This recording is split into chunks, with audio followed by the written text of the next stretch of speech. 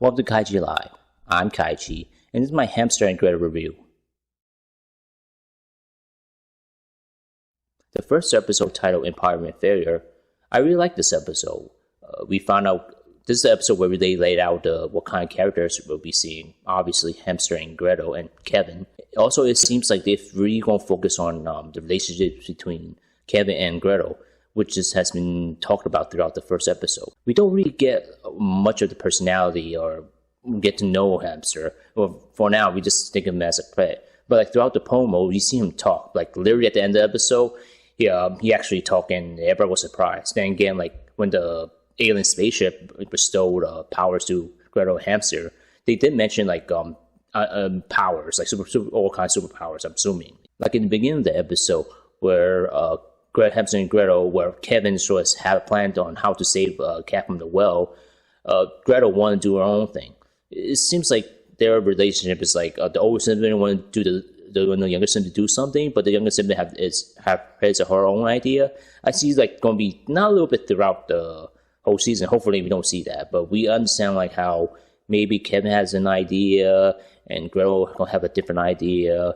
Then we'll see what happens. We see somewhat being resolved in the second part of the first episode, where this villain called Professor Exclamation, which is, he's basically, we're not really sure what he really does. At first Earth, it seems like he could build robots, and he was able to trap on both Hamster and Gretel, even though they have superpowers, super strength, but they couldn't get out of it. As it was mentioned in the episode, Kevin felt that he was trying so hard to be part of the team because he wasn't the one who got the superpowers. Gretel didn't want to exclude Kevin, she just wanted him to let her do her way. We also get introduced other characters like Gretel's best friend Bailey. I think hopefully it's not gonna be a complete run joke where she keep on mentioning how Gretel, the superhero, is similar or same like her best friend Gretel. In fact, it was a joke where it was a meet and greet with Gretel and Hamster when they're in their super form, and Bailey was asking questions like how they look similar, how they have a pet hamster that named Hamster, and then the point where she was about to ask a question. Well, obviously we see Gretel, really scared of what the question was, but it turned out she just wanted to get like a T-shirt sign so she could give it to Gretel. So that's funny in a way too. We also get introduced to Kevin's and Gretel's cousin, Fred. She's very sarcastic, and I really like this character. I guess she's like not the outside person looking in. She's probably gonna state the obvious things. When she and Kevin went to the comic book store, and she was like, "Why are you reading comic books? And, like, why are you in fact being in comic book store?" And she realized there's Kevin's crush works there. Hiromi, her name is Hiromi, and I guess it's gonna be a running gag where Hiromi, she's Kevin's love interest, and gonna be a running gag of him probably the boy thing, girl thing, where he tried to get her attention, and he'll be in weird situation and get embarrassed in front of her. According to information that has been dropped about her, that she's like the techno savvy, or she's like the smart one. But they also make Kevin a smart one too at the same time. I guess she's helping out, like informing them certain things. When Gretel and Hamster got captured by Professor Exclamation, she mentioned that her friend was a guitarist in a boy group, where she got Kevin to get on stage in order to get the people to use all their appliances to cause a blackout in order to undo the trap, which for some reason was powered by the power grid. And I hope we do get to see her more, because she's sassy, sarcastic, and she's a little bit sassy. She's funny. Oh, let's talk about the villain. Like I mentioned before, this episode villain was Professor Exclamation. It really doesn't tell what kind of villain he is. We only found out that he could build robots and build traps, or does he do something similar to Dr. Doofenshmirtz? I mean, that'll be interesting to find a little bit more of his backstory, but we have to wait and see. Time like this, we see certain villains become popular or very familiar with certain writers. We get more from it. So hopefully we get learn more about it. Okay, let's talk about the song. I really like it, and I really like it how I don't know how Kevin got.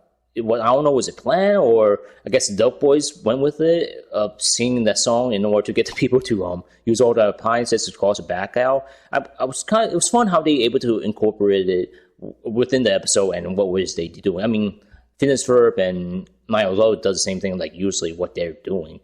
But this is interesting how they actually part of the episode. I want to talk whether or not Kevin should get powers. Well, in this episode, Kevin shouldn't get powers because like right now we're trying to establish what's the series about.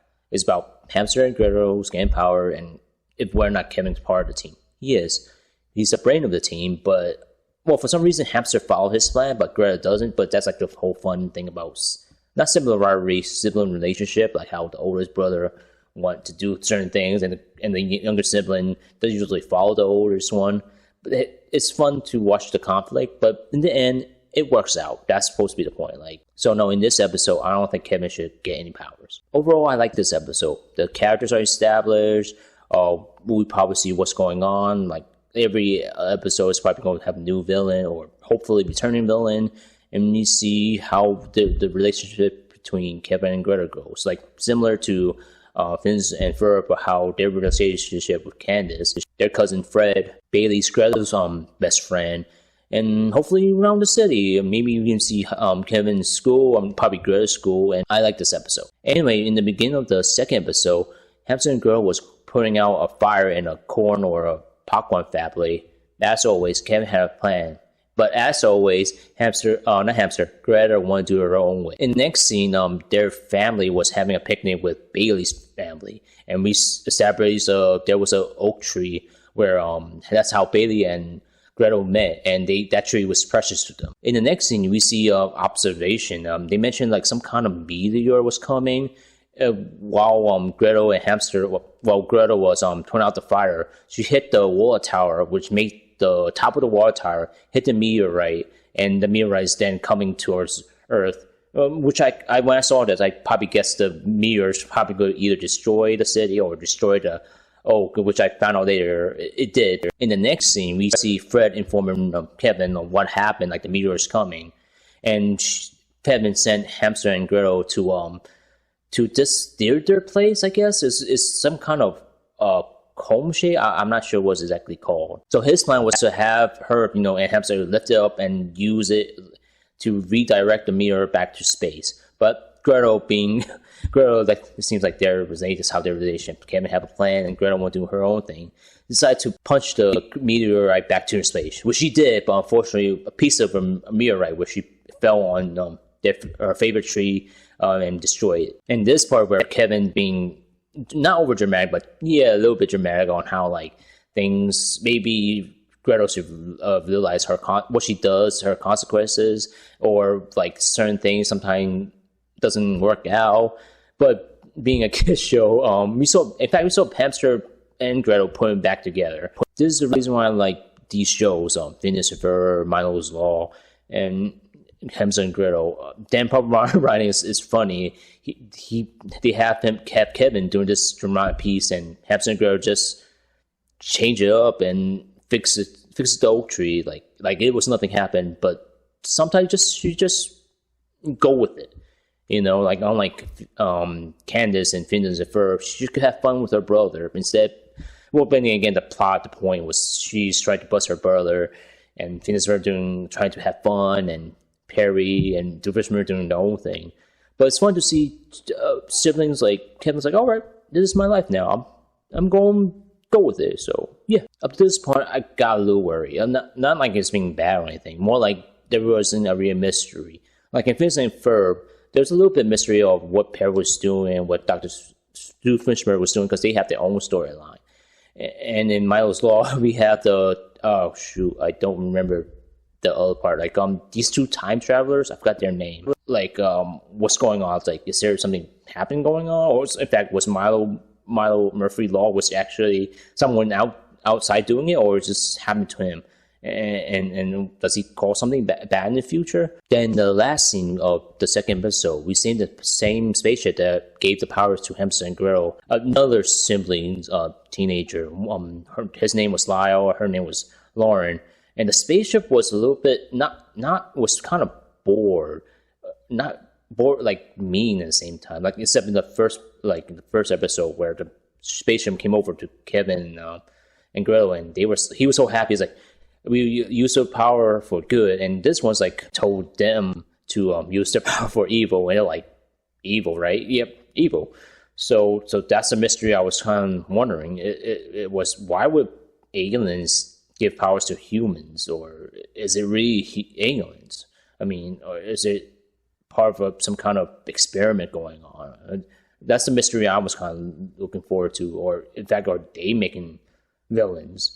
Or maybe it was because like the space shuttle was voiced by Dan Puffermeyer. He's like, I'll be the guy who give Hamster and Gretel powers and create these villains for them to fight, for us to enjoy. That'll be kind of meta if they actually do that. So in this episode, it's really, not really standalone. It's a little bit standalone, but it felt like it was part of like a big episode, like a whole episode. You really watch it separately, like what's going on? If you haven't watched the first episode, it feels a little short. It is short. And as for Kevin, whether or not you have powers, like I said, it feels like it's part of the first episode, like maybe longer a little bit more of an aftermath instead of a kind of mystery. So right, I'm gonna say no. So like over this episode is okay. It's like more like aftermath. Thank you for watching this video. If you like this video, hit that like button. Go over here to watch my previous videos, and go over here. Subscribe to my channel KaiChi Recap for future nerd geek videos. Thank you.